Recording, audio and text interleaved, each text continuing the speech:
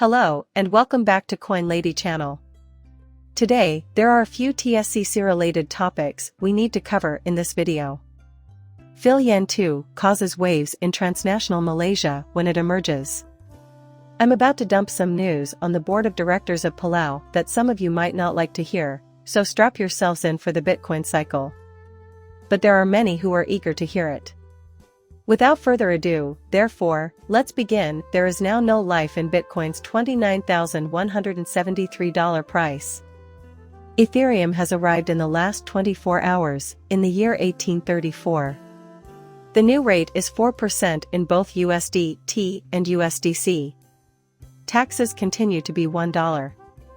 XRP has lost all significance at 62 cents, a drop of 8%. Investors should brace for further declines in the markets. Do not be shocked if a new chance to buy XRP appears around the 40-cent mark. As far as I'm aware, there's a lot of cash just sitting there. If this purported correction materializes, of course. If we can get the price down any further, I'm ready to buy. That's a good question. And is the SEC planning to throw a curveball at us? Or will it attempt to bring down crypto and damage the entire crypto market? What I do believe, and what time will tell, is that we will see low pricing. The question is how low XRP failed to maintain a price between $65 and $69 in that range. In the near future, we expect XRP to reach a target of 50 cents. We'll be tested on whether or not we can juggle 55 cents. XRP could fall back to the 40-cent range if this doesn't happen. Now is not the time to panic.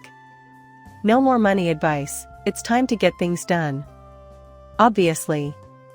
If you can sit tight until we reach a $4,610 $13 target and even a parabolic blow-off around the $16 mark, then you're in luck.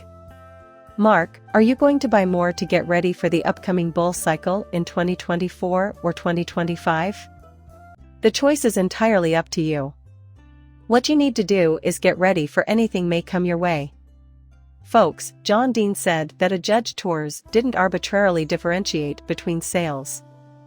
Since this discussion is so good, she used the SEC's predetermined criteria for passing a sales and marketing inspection test to our own methods of evaluation. I'd wager a lot of money on it being upheld on appeal. This was written in response to Bill Morgan, who had started a line of reasoning about how difficult it was for him to spot the mistake in the tourist choice. The disparate treatment of the three types of sales cannot be at fault. The judge went to the SEC's reply, pages 4 and 5, in which it alleges Ripple's engaged in three categories of XRP sales and offers, noting that the SEC is the one who categorizes these sales. These three groups were not devised by the judge. The Securities and Exchange Commission made this determination because there are material differences between the two types of sales. The judge chose to review each of the SEC street classifications independently, citing an Authority Maritime Bank at 456. Here's a snippet from the case: you should always judge a deal by its instrument's suitability for its stated purpose and the overall factual setting. What is he saying, people? The judges seem to have it pretty figured out. Let me give you a quick summary, I promise. There were three distinct sorts of XRP sales that Ripple conducted, as defined by the SEC, SU, and Ripple. The judge looked at the Howey test through the lens of each of these three classes. What did she find that proved XRP traded on order books and other secondary marketplaces were not securities? I don't understand how she arrived at that conclusion. Just do it. She complied with SEC requirements and agreed to our proposed testing procedures. Anala sat down, did some math, and examined each prime in turn, discarding them as soon as a prerequisite was not satisfied. Since it is not a security measure, she need not bother with the other three, doing so would be pointless. To be considered a security by the SEC, an asset must pass all three parts of the Howey test. Let the SEC appeal, John Dean remarked, and from what I can see they have no chance of winning. They've run out of ammunition. They have nothing fresh to offer in terms of evidence. It will be as simple as asking Judge Torres to read over their paperwork once again and investigate the case thoroughly before sitting down. She plans to examine it. Just like the previous time, she says, "Yeah, I was right," and reassures you that your worries are unfounded. No doubt in the world you will weigh in on this statement, and if an appeal is filed, it will take 2 to 3 years because Ripples will drag the sweet feet and pull the SEC through the dog and pony show just like the SEC did to Ripple. This surprises me greatly because I thought XRP would drop significantly after the court issue was resolved. Since Ripple is the driving force behind the growth of this sector, international payments are the major but not the only use case for XRP. Since late 2022, he continues, he says. Due to regulatory uncertainties, Ripple has been significantly hampered in their efforts to expand the market. I can prove you wrong. Perhaps with the intention of expanding into the American market. In the past year, what has Ripple been up to? They've recently expanded into new countries.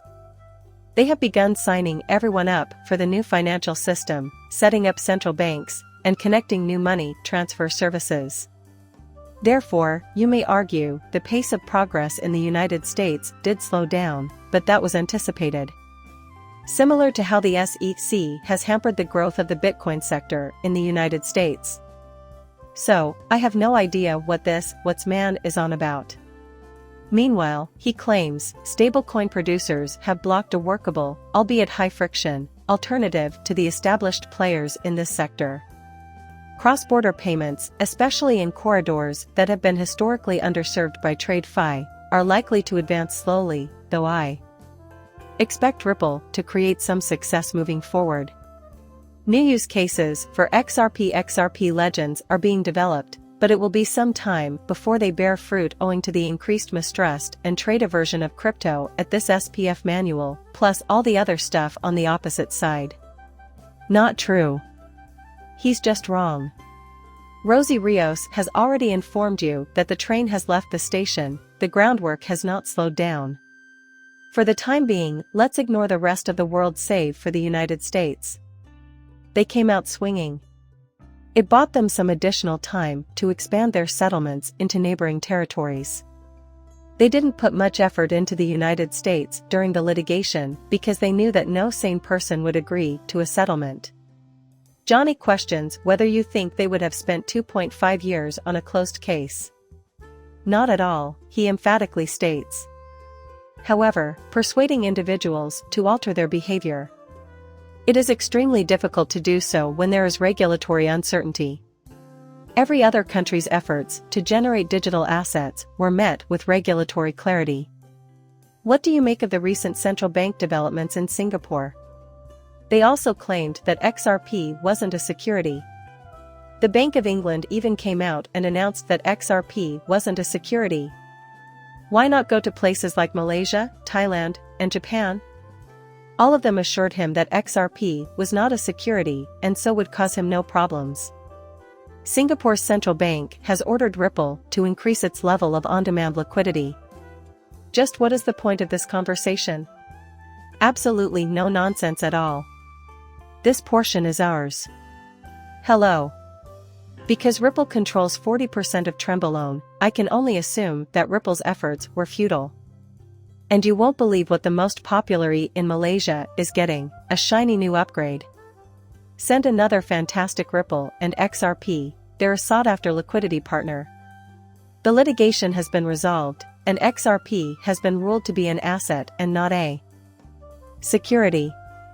Since Visa's headquarters are located in San Francisco, I'm holding out hope that Ripple will give them a call, as they may require some sort of payment settlement mechanism. Therefore, a payment settlement system is necessary for Visa. Yeah, 100%. Right. You might wonder why Visa and MasterCard are engaged in such a heated bidding war over Earthport. Folks? Do you have any idea why it happened? What do you believe made that purchase so crucial? For at least 5 or 6 years, Earthport was a key partner in the Ripple network. After that, Palau gives us an update and says that having the right industry partners is crucial to tackling difficult problems as we continue to improve our solution design. In addition, Jay Hunter recently commented on Twitter that his work with Ripples is unlike anything he's ever done. You can see that 24.2 PSCs were transferred via the public XRP blockchain. According to the Ripple Board of Directors, Snell McCosh is a member of the Ripple International Swaps and Derivatives Board of Directors. Not only is he the president and chief executive officer of Citigroup, but he also oversees the company's international markets. PNC. The magnitude of Ripple in Japan is common knowledge. Very fascinating discussion of the Bitcoin cycle. I recommend you tell your readers about the 16-month bank consortium that has been open and available to the public for some time now. You might think the life cycle has ended when I suggest that it hasn't and that this alters the timeline significantly. He claims the data in the table below shows why he believes most people will be caught off guard in the coming year and a half. Whether or not you expect Bitcoin to reach a new all-time high this year, I think it's a good idea to think about this possibility. The charts are here so you can examine the ups and downs of our current situation. Listen, 2024-2025. If you own a cryptocurrency that serves a practical purpose, is in demand, and isn't entirely dependent on Bitcoin's price increase, I believe you will do very well.